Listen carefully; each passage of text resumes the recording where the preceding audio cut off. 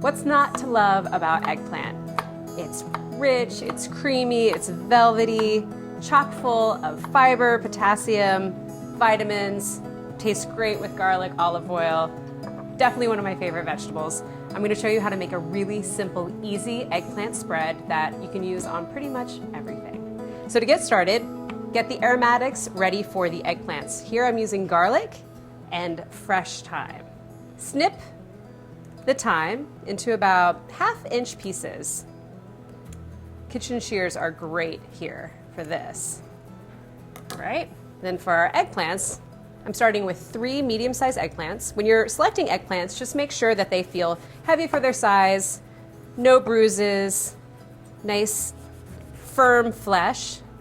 This is a great recipe to make at the end of summer, early fall, when there's just so much eggplant in the market.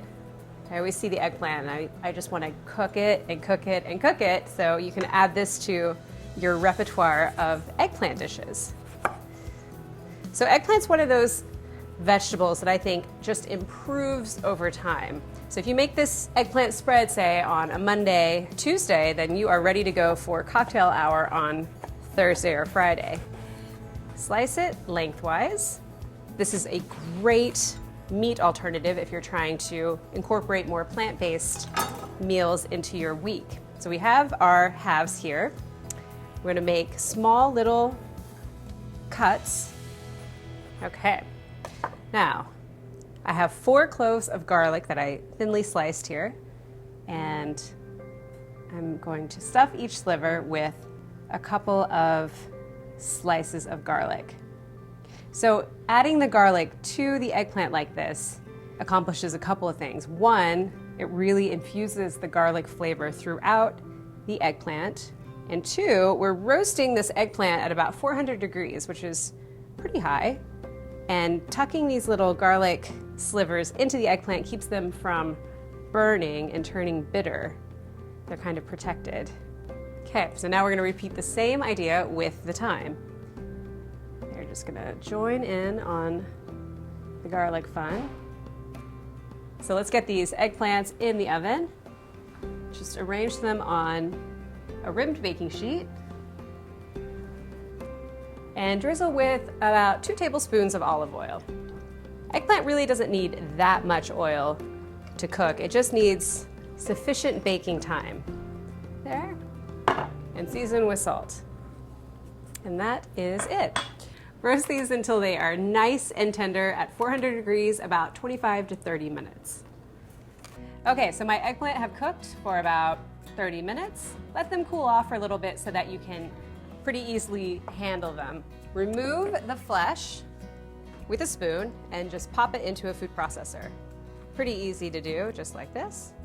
You already have your delicious aromatics studded in there. You have the garlic, the thyme, and this is exactly what you want to see when you are cooking eggplant. You want it to look really silken and shiny. You don't want to see any areas that look matte or even sort of whitish. You don't want to encounter any resistance. It should be super, super smooth, very, very tender. Okay, last one. So creamy. Make sure we get all the bits out. All right. So I'm going to give this a quick whirl just to break it up a bit. Just pulse it a couple times. Okay, pulse it just to break it down a bit, and then we'll add the aromatics. We're going to use about 3 tablespoons of chopped mixed herbs. I'm going to use fresh basil and parsley. Love the basil. And parsley just pretty much goes with anything. I have so much of this growing in my backyard. I'm always looking for an opportunity to use it. Just give this a quick chop. Break it down a bit. This will also go in the food processor, so it'll be broken down even more. Ooh, this smells so fresh. Love this. So I'll add the herbs to the eggplant. This smells so wonderful. Really, really fresh, vibrant. Cannot wait to try this. Hit that with 2 tablespoons of fresh lemon juice and about 2 tablespoons of olive oil. Season with pepper and salt. Let's give this a spin. I always like to scrape down the side, the food processor, make sure everything is incorporated nice and evenly.